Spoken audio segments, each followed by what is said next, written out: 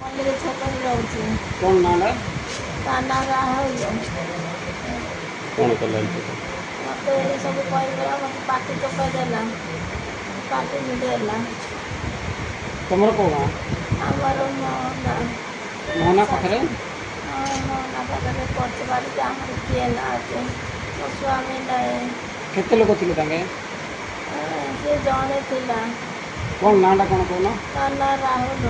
ସେ ରାହୁଲ। ଜଣେ ଥିବାରୁ ମୁଁ ତାକୁ ମୋତେ ଏମିତି ମାରି ଗଲାକୁ ମୁଁ ତାକୁ ଠେଲିଦେଲି ଏମିତି ମୋତେ ନଦୀ ଗଲି ଯେ ମୋତେ ଛାଡ଼ି ଦେଇ ଯେପରି ଖସିକି ମୋର ଆଧାର କାର୍ଡ଼, ମୋର ପାସ୍ ବହି, ମୋ ମୋବାଇଲ ସବୁ ସେ ଧରିକି ପଳେଇଛି।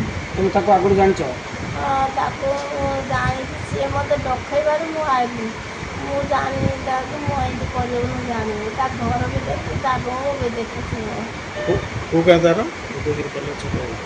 ଏରିଆ ଉଦୟଗିରି। ଉଦୟଗିରି କେଉଁ ପାଖରେ? ଉଦୟଗିରି ସେ ଯେଉଁ ହାଇସ୍କୁଲ ନାହିଁ? ହାଇସ୍କୁଲ? ହଁ, ସେ ଭିତରେ ଗୋଟେ ମୋତେ ଜବରଦସ୍ତି ଡାକିଲା, ମୁଁ ଆସୁନଥିଲି। ଫୋନ୍ କରି ଡାକିଲେ ନା କ'ଣ? ହଁ, କେଉଁଠିକି ନେଲା ତୁମକୁ? ମୋତେ ସିଆଡ଼ୁ କୁଆଡ଼େ ନେଲା। ମୁଁ କହିଲି ଇଆଡ଼ୁ କୁଆଡ଼େ ଯାଉଛ? କ'ଣ କାମ ଅଛି ତ ବାଇକ୍? ମୁଁ ଜାଣିନି କହିଲାକୁ ସେ ଗାଁକୁ ଟିକେ ଯାଇକି ଆଇବା ବୋଇଲା। ବାଇକ୍? ଜାଣିନି ସେ ଏମିତି ବଣ ଭିତରେ ବହିକି ମୋତେ ଏମିତି କଟି ଆଣିଲା ଆଉ ହାତ ମିଳିଦେଲା। ଛୁରା ମାରିକି ଲଗେଇ ଗଲାବେଳକୁ ମୁଁ ଛିଞ୍ଚାଡ଼ିକି ତା ଛୁରାଟାକୁ ଧରିଦେଲି। କାହିଁରେ ମାରିଲା? ଛୁରାଟା ଏତିକି ଛୁରା ଧରିଥିଲା। କ'ଣ ତୁମ ସହିତ ତାଙ୍କର ଝଗଡ଼ା ଥିଲା କି? ମୋର କିଛି ଝଗଡ଼ା ନାହିଁ, ମୋ ତା ସହିତ ସମ୍ପର୍କ ନାହିଁ, ମୋର କିଛି ବି ନାହିଁ। କ'ଣ ପାଇଁ ମାରିଲା? ମୋତେ ରେପ୍ କରିକି ଛାଡ଼ିଦେବି ବୋଲି ମୁଁ କହିଲି। ମୋତେ ବିବାହ କଲା, ମୁଁ ନାଇଁ କଲି। ମୁଁ ବିବାହ ହେବିନି, ତାକୁ ଜାଣିନି ଶୁଣିଲି, ମୁଁ ତୋତେ ମୋ ତୋ ପାଇଁ ମୁଁ ରହିବିନି ବୋଲି କହିଲି। ତୁମେ କହିବାରୁ କାହିଁକି ଆସିଲ? ଚପର ପଥର ନେଇକି ଛେକି ଦେଉଥିଲା। ମୁଁ ପଥରଟାକୁ ଆଡ଼େଇ ଦେଲି, ରଟି କଲି ଯେମିତି ଛାଡ଼ି ଦେଇକି ପଳେଇଲା। ସେଇଠୁ କେମିତି ଆସିଲ? କେମିତି ଆଇଲି ଆଜ୍ଞା ମୁଁ ଜାଣିନି। ମୁଁ କେମିତି ଆଇଲି, ସେ ଦିଲ୍ଲୀକୁ ଆଇଲି, କ'ଣ କେମିତି କଲି ମୋର ମୁଣ୍ଡ ଠିକ୍ ନାହିଁ। ତୁମର ଲୁଗାପଟା କୁଆଡ଼େ ନେଲା ସେ? ମୋ ଲୁଗାପଟା, ମୋର ପ୍ୟାଣ୍ଟ ସେ ଧରିକି ପୁଣି ଫୋପାଡ଼ି ଦେଲା। ତୁମେ ପାଇଲନି ସେଇଟା ସବୁ?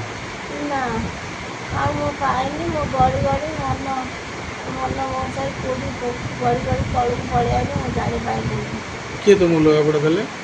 ଏଇ ଯେ ବୁଲି ଲଗାଉଥିଲେ ସେ ମାଆକେ ମୋତେ ଦେଲେ। ପୁରା ଉଲଗ୍ନ ହେଇକି ଆସିଲ? ସ୍ତ୍ରୀ ଲୋକଟା। ନାଇଁ, ତମେ ଉଲଗ୍ନ ହେଇକି ଆସୁଥିଲ? ହଁ, ତୁମର କପଡ଼ା ନଥାଇକି ଆସୁଥିଲ? ମୁଁ କପଡ଼ା ପିନ୍ଧିଥିଲି ବା, ପିନ୍ଧିଥିଲି। ସିଏ ମୋତେ କହିଲା ରେପ୍ କରିଲାକୁ ମୁଁ ତାକୁ ମନା କଲି, ମୋତେ ଛୁଉଁନା ବୋଲି କହିଲି। କହିବାରୁ ସେ ଭୁଜାଲି କାଳିଆ ପିନ୍ଧି ଭୁଜାଲିଟାକୁ ଧରିକି ମୁଁ ତାକୁ ଛିଞ୍ଚାଡ଼ି ଦେଲି। ହାତ କଟିଗଲା ସିନା, ମୁଁ ତାକୁ ଛାଡ଼ିନି। ଏଠି ଠାଲି ଭୁଜାଲିଟା କୁଆଡ଼େ ପଡ଼ିଲା ମୁଁ ଜାଣିନି। ସେ ଛାଡ଼ିକି କୁଆଡ଼େ ପଳେଇଲା। ମୁଁ ସେ ପିଲାଟାକୁ ଦେଖିକି ଚିହ୍ନିଛି। ତମ ଘର ଲୋକ ଖବର ଦେଲ? ଆମ ଏଇଠି ମୋ ଶାଶୁ ଘରେ କିଏ ନାହାନ୍ତି।